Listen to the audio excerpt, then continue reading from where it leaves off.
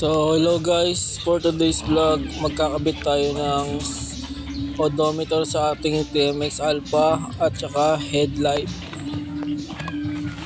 And guys, ito yung na-order natin galing sa Lazada.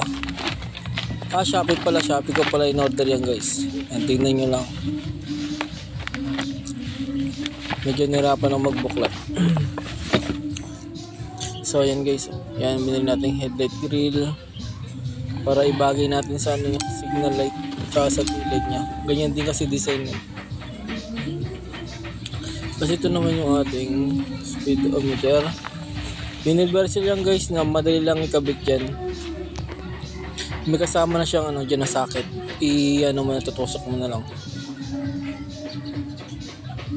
Yeah. Yan guys, yan yung ating ano, socket sa ating harness. So yan guys, ipepesto muna natin siya guys. Yan, dyan natin siya ipepesto. Bali may nabili na kasi akong bracket niyan guys sa TMX Alpha ko. Lagi yung siya na bracket para sa ganyan design talaga. Para dyan pang classic. Tapos yung stock natin na susian, bali minodify ko lang yan guys para magkasya dyan. Pero yung kung gusto nyo, kasya dyan yung susian ng TMX 155. Kasi yung nabibili ko lagi na susian, madaling masira. Kaya nilagay ko yung stock ko na susian para matibay. Ang guys, higpit na lang natin mabuti yan guys para hindi siya gumalaw-galaw.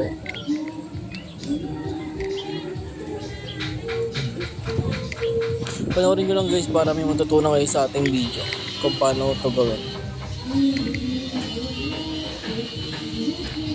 Bali kasi nabili ko lang na speedometer, ano lang siya, yung simple lang. Meron din naman yung ano, yung merong ano, may gear shift indicator. Pero yung nabili ko simple lang. So dito na guys, itatanggalin mo natin tong tornilyo ng ating headlight. Yan, tanggalin mo natin yung nasa ilalim na yan. Tanggalin nyo lang yung dalawang ano yun guys, tornilyo para madali siyang patanggal yung headlight.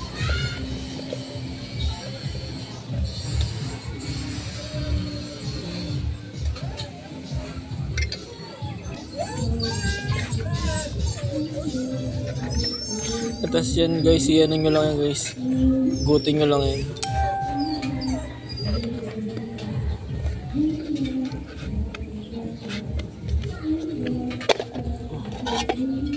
Medyo matigas nga lang yan guys, nabuksan na natin siya.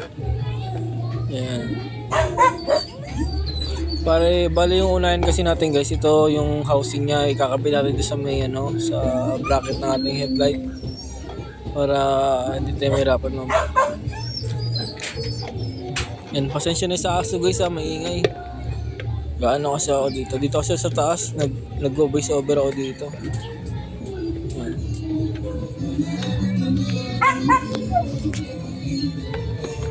Yan.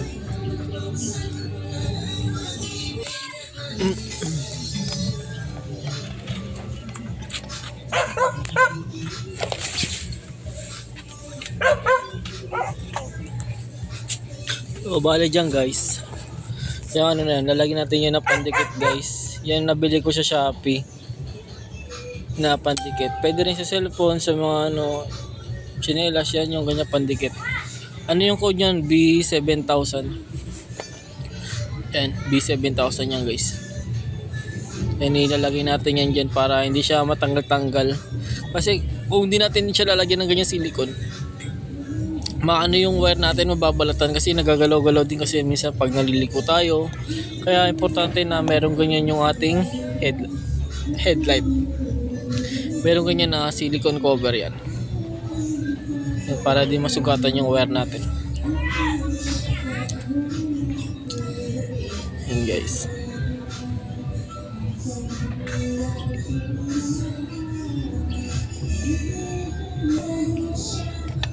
Ayan, okay na yan.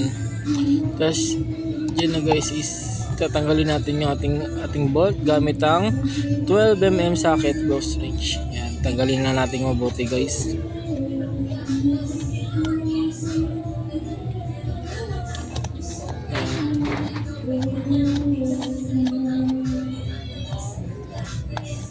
Tanggalin natin guys ng dahan-dahan guys. Yan.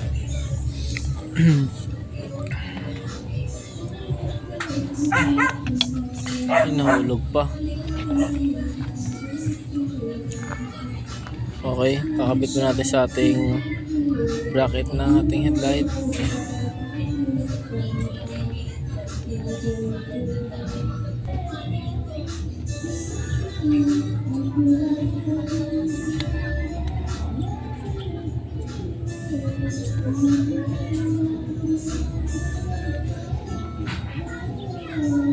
Basta guys, madali lang naman ikabit yan guys. May color coding naman siya, pero minsan yung color coding kasi minsan di maano. Pag yung binili mong PSAs kaya ng ganyan, may iba rin kulay na ano. Ay explain ko mamaya guys. Tapos isusok na natin yung wire ng ating harness dyan sa likod. Yan, lalagay natin yan siya guys para nakatago yung wire natin, hindi ano tingnan, hindi kalat yung tingnan yung wire natin. Yan, yan, ganda lang guys, silahin nyo lang paloob.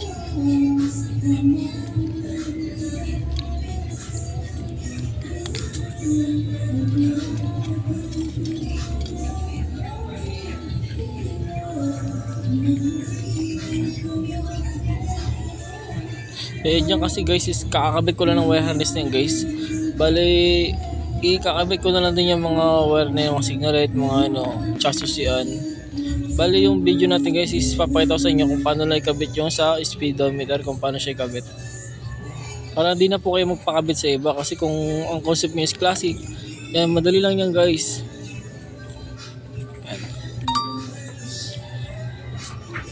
Yan, basta guys. Tapos itong socket ng ating TMX Alpha guys, as in yan, magkapares lang yan. Sundan nyo lang yung kulay ng orange, blue, light blue. Yung light blue tsaka orange sa signal light yan. Tapos yung ano dyan, no, yung green ground.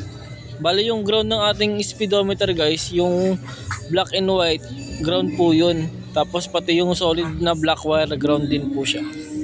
Kaya guys, ipapakita ko sa inyo guys. Teka lang guys, medyo magulo kasi pala yung video dyan, di ko napansin. Nung gamit ko kasi na pang recording yung cellphone, tapos nakalagay sa dibdib ko, hindi ko alam na hindi pala natutukan mabuti.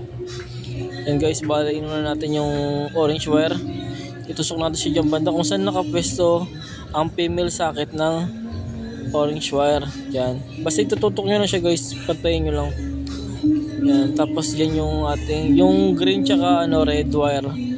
Green and red line, yan ang ating neutral light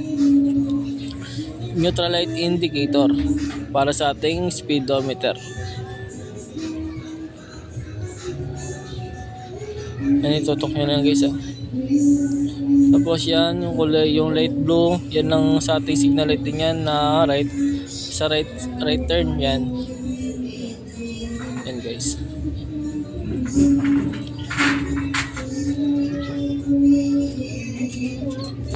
Sundan na natin yan guys.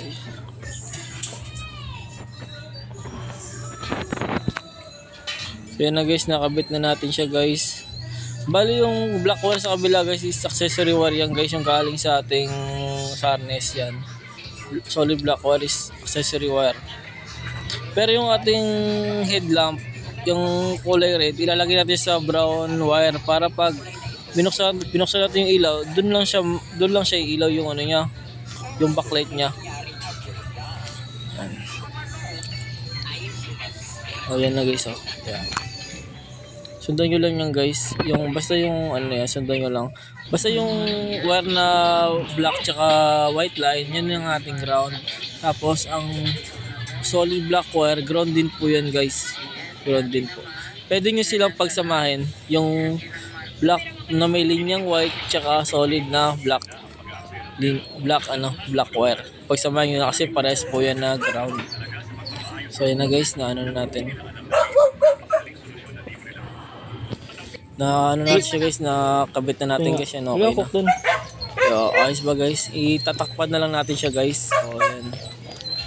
Ayos na guys. Bali ito yung aking project na TMX Alpha guys. Na scrambler build na inunti-unti ko matapos. Yan, ayos ba guys? Sana guys, meron kayong tutulong sa ating vlog. Huwag kalimutan i-like and subscribe ang aking video. Yun lang po. Maraming salamat. Thank you.